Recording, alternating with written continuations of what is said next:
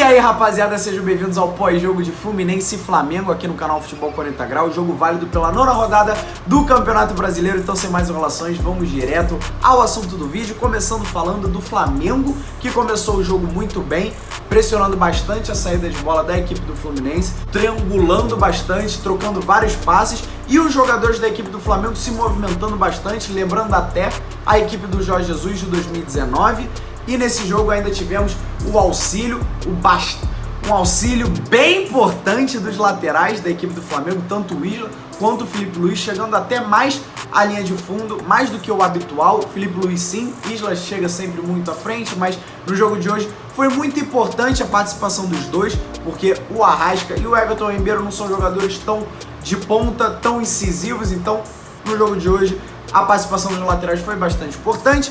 E foi assim que saiu o primeiro gol da equipe do Flamengo. O Isla cruzou uma bola que, por sinal, o Isla cruza demais, ele não desperdiça cruzamento. Enfim, o Isla acabou cruzando a bola, o Arrasca acabou cabeceando, o Muriel deu rebote e o Filipe Luís, como eu disse, chegando muito bem à frente, acabou completando e fazendo gol, abrindo o placar para a equipe do Flamengo. Já a equipe do Fluminense começou o jogo bem mais ou menos, com a saída de bola bem lenta, bem prejudicada. Tudo bem, muito em função da marcação-pressão da equipe do Flamengo, mas a falta do Hudson, o Hudson fez muita falta para a saída de bola do Fluminense. A diferença do Hudson pro Yuri é gritante. O Hudson consegue dar aquele passe mais vertical, mais em direção aos pontas para dar mais velocidade nessa saída de bola.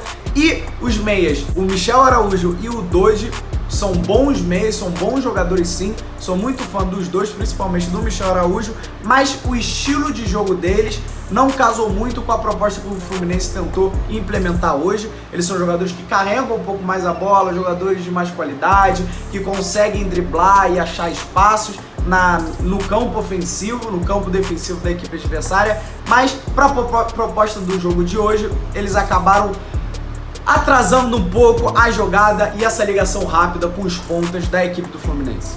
E já pegando um gancho para falar dos pontas da equipe do Fluminense, não conseguiram render, não jogaram tão bem, sim, prejudicados pelo esquema, pelo que eu já falei anteriormente, mas individualmente eles não conseguiram criar muito. E Fernando Pacheco, sumidaço do jogo, pelo menos o Wellington Silva tentou, pedalou uma vez, pedalou outra vez, conseguiu mais jogadas, fez até um lance bonito no primeiro tempo.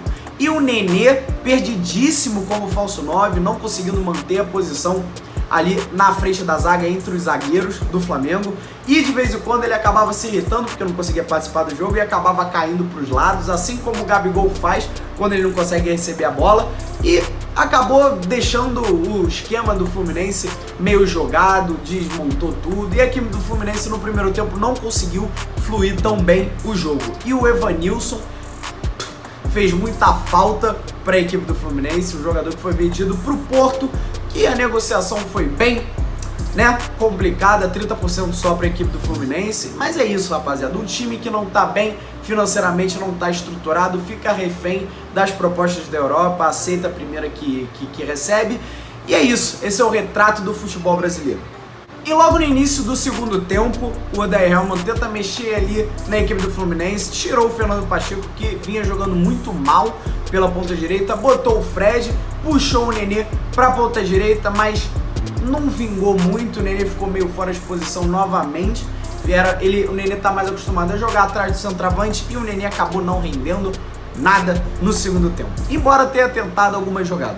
Já o Flamengo começou o segundo tempo da mesma forma que terminou o primeiro, cozinhando um pouco o jogo, não pressionando tanto a saída de bola do Fluminense, muito em função da ineficiência ofensiva do Fluminense. O Fluminense não estava dando tanto perigo, então o Flamengo acabou tirando um pouquinho o pé e com isso acabou dando um pouco mais de liberdade para o Fluminense. O Fluminense aí no segundo tempo começou a conseguir sair um pouco mais com a bola, conseguiu tentar criar algumas jogadas, mas não conseguiu. A equipe do Fluminense não estava conseguindo criar nos momentos ofensivos, estava muito dependente do Michel Araújo. Embora o Fluminense tenha conseguido criar algum salseiro ali na zaga da equipe do Flamengo, com o Luiz Henrique, que entrou bem pela ponta direita, moleque novo da base do Fluminense, conseguiu criar uma ou outra jogada, mas mesmo assim não foi o suficiente para levar tanto susto à equipe do Flamengo e criar um volume muito grande no ataque da equipe do Fluminense. Agora tem uma jogada que eu queria ressaltar, duas na verdade, da equipe do Flamengo. A primeira do Michael, já ali nos 40 minutos do segundo tempo, ou 35, mais ou menos nessa faixa. Michel driblou uns 3, 4 jogadores da equipe do Flamengo, cruzou para o meio da área, mas não tinha ninguém. Mas eu quis ressaltar essa jogada porque muitas pessoas vêm criticando o Michael, falando que ele dribla e não acrescenta em nada. Gente, Michel é um jogador novo, não teve divisão de base, jogador de várzea, está em construção, mas o importante é, o difícil ele tem. O difícil, que é o drible, ele tem. Ele só tem que refinar um pouco mais a definição das jogadas, lembrando muito, não estou comparando qualidade e nível de jogadores, mas lembrando muito o Vinícius Júnior. Então assim, vamos ter calma com o Michael, ele cria bastante jogada, às vezes ele não consegue definir de um jeito tão bom, mas só por ele criar um salseiro na defesa adversária, ele abre espaços e deixa outros jogadores livres para poder receber o passe. Então, vamos com calma. E outra coisa que eu queria ressaltar foi a cabeçada do Arão, que cabeceou muito livre dentro da área da equipe do Fluminense. Isso é um negócio que foi recorrente ali na equipe do Fluminense, inúmeras vezes deixaram diversos jogadores do Flamengo livres, tanto no primeiro gol quanto no segundo gol da equipe do Flamengo, e nesse lance do Arão que ele cabeceou sozinho dentro da pequena área. E por último, eu gostaria de ressaltar bastante a garra e a entrega da equipe do Fluminense, que foi muito guerreira, embora tenha errado em alguns posicionamentos, algumas falhas técnicas, mas assim, a equipe do Fluminense foi bem guerreira, vários jogadores sentindo cãibra pra caramba, Digão que não queria sair sentindo cãibra e no final acabou sendo presenteado com um gol de cabeça já no finalzinho, subiu bem, cabeceou bem, não tinha o que o goleiro Gabriel Batista fazer, então fica aqui registrado o meu parabéns para a equipe do Fluminense, que foi bem valente. E agora para fechar, teremos o pior e o melhor jogador de cada equipe no jogo de hoje.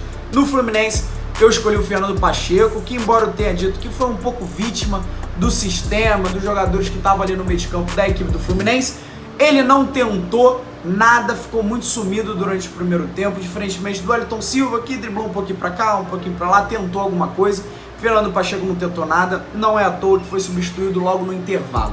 E da equipe do Flamengo, temos o Arrascaeta, que embora tenha cruzado, batido a falta que gerou o segundo gol da equipe do Flamengo do Gabigol, ele cruzou, o Muriel saiu, deu o rebote e o Gabigol acabou fazendo gol, mas o Arrascaeta no jogo de hoje errou quase tudo que tentou, destoou um pouco do demais e também não é à toa que foi substituído logo no início, 15 minutos ali do segundo tempo. E agora os melhores jogadores da partida de hoje.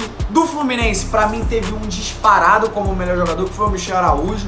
Tentou bastante, chutou de fora da área, grudou a bola no pé, conseguiu driblar um, driblar dois, tentar criar alguma coisa para a equipe do Fluminense, achava os passes até legais quando ele estava perto da área. Enfim, Michel Araújo, para mim, disparado o melhor jogador da equipe do Fluminense no jogo de hoje. E já da equipe do Flamengo, eu não consegui escolher um, eu escolhi três que foram importantes para a equipe de maneiras diferentes, mas importantes igualmente. Primeiro, o Thiago Maia, que fez a saída de bola de maneira primorosa, excelente. Thiago Maia conseguiu fazer belas inversões de jogo, joga simples, um dinamismo impressionante na saída de bola. Já o outro jogador, o Gabigol, foi o cara que fez o segundo gol da equipe do Flamengo, se movimentou bastante ali perto da área da equipe adversária, abriu bastante espaço para os jogadores que vinham de trás. E para fechar, temos o Everton Ribeiro, que foi um jogador, não foi o jogador que deu a assistência, fez o gol, mas foi um jogador muito participativo, um jogador silencioso, um jogador invisível, que foi muito importante para as criações de jogadas da equipe do Flamengo. E o Everton Ribeiro sim vem sendo o melhor jogador da equipe do Flamengo no ano de 2020. Então é isso, rapaziada, espero que vocês tenham gostado do vídeo. Se gostou, deixa seu like, comenta aqui embaixo o que você achou, quais foram os seus melhores e piores jogadores no jogo de hoje. E se puder, se inscreva aqui no canal, fechou? Muito obrigado pela presença de todos no vídeo até aqui, tamo junto, um beijo, um queijo e até a próxima!